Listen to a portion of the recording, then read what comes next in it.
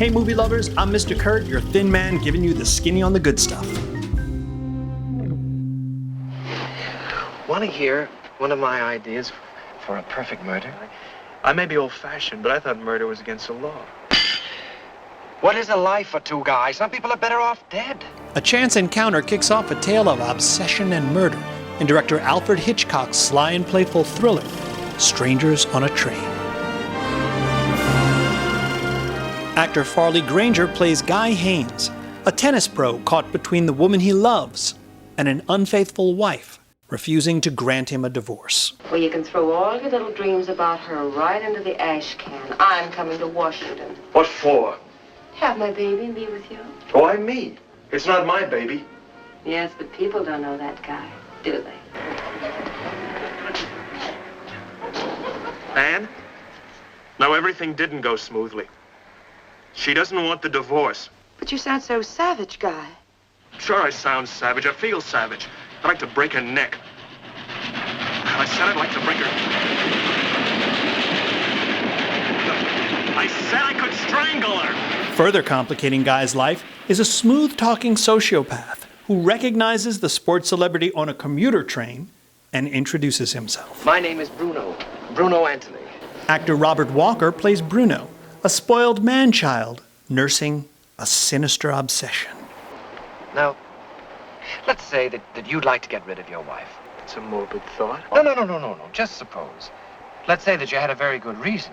That you'd be afraid to kill her. You know why? The motive. You'd get caught. Now, here's my idea. Two fellows meet accidentally, like you and me. Each one has somebody that he'd like to get rid of. So, they swap murders. Each fellow does the other fellow's murder. Then there's nothing to connect them. For example, your wife, my father.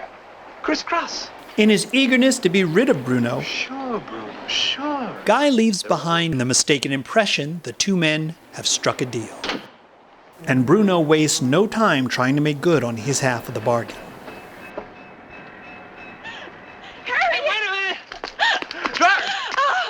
Following Guy's unfaithful wife to a lakeside carnival, where his single-minded attention doesn't go unnoticed. Hey, what are you doing? I'm not scared of it. Come on, Miriam, please. Don't worry, we're all in there. We'll be out of there. Hello, Guy. What are you doing here at this time of night? I brought you a little present. Recognize them? Are you trying to tell me? Why, you maniac! Don't you call me that. Oh, you must be tired, Guy. I know I am. I've had a strenuous evening. But now, Guy, about my father. The Guy. In the aftermath of Bruno's handiwork, suspicion quickly falls on Guy, both in the eyes of the law Your wife. She's been murdered. and the eyes of the woman he loves. She was strangled.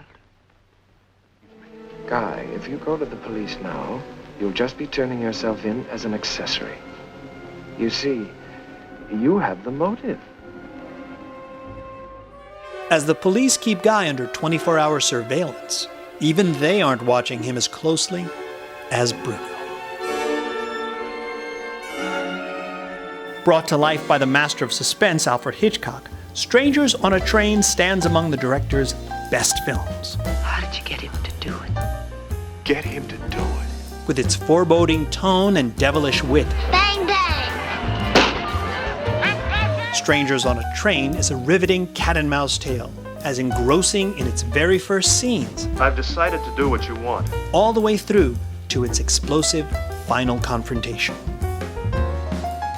And movie lovers, don't forget to catch my companion series, Mr. Kurt's Rave Reviews, where you'll get a deeper dive into classic movies and more recommendations. I'll have to try to remember. Till then, I'm Mr. Kurt, your thin man giving you the skinny on the good stuff.